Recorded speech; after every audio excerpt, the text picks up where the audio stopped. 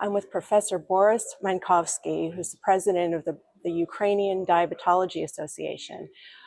We spoke back in March, and at the time, just after the invasion, things were pretty bad in terms of getting supplies. You had donated supplies, but they weren't getting to where they needed to go. What's the situation like now? First of all, thank you for this opportunity to speak with you, and thank you for all your support, I would like to say. And the situation of now, we will say in 3 days, it will be 7 months of Russian invasion. So it's really a long time, and situation has changed, of course. We're talking about medication supply. I think it's much better because now we're talking about diabetes patients with diabetes. We have insulin supply. We have oral hypoglycemic medication. We have also a supply of levothyroxine, which was a huge problem at the beginning of the war. Now the situation is much better because, first of all, we've got a lot of humanitarian aid, and we are very grateful to all people and organization and country who provided such help. And also we've got regular routes of supply restored. So that's why I think that now we don't have shortages. At least we don't have shortages in central part of Ukraine and western part of Ukraine, because if we're talking about eastern part of Ukraine, the place of heavy fightings with Russians, of course, it's a different story. It's still a very difficult situation. Yeah, I was going to ask, do you speak with colleagues in the East? How are they coping?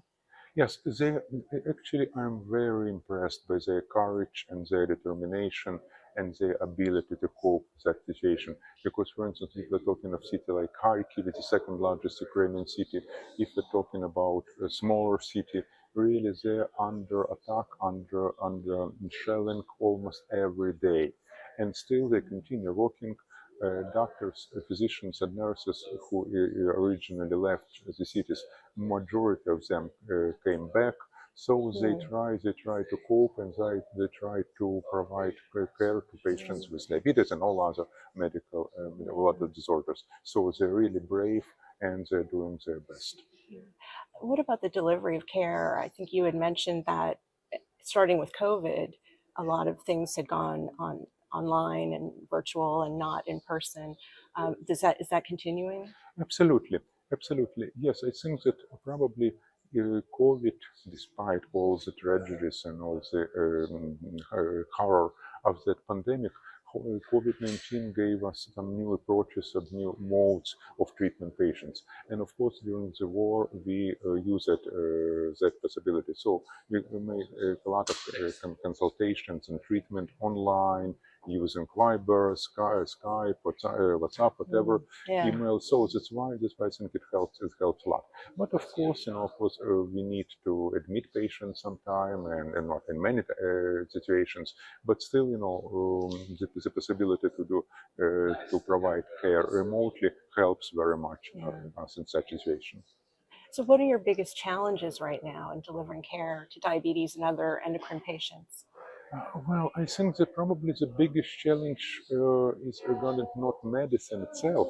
The biggest challenge regarding the unpredictability and danger of the situation. Yeah. Because even this morning, just a few hours ago, Russia declared mobilization and so on. So that's why it's still huge threat for the country generally, and huge threat to everybody in Ukraine. So that's why, of course, it affects our patients, because how can we, let's say, demand, following lifestyle or diet or so on, if there is such a difficult situation in the life. So that's why the everyday life of our patients, our doctors, is heavily affected, and of course it affects the quality of care as well. It cannot be some other way, I'm afraid. But do you feel that you are coping the best way possible in this situation right now? Yes, I hope so. I hope so. And once again, it's not my personal opinion. I would like to say that I am very proud of our people, and I would like to say that on May I was able to be present when president of the country awarded some orders and some awards to medical nurses.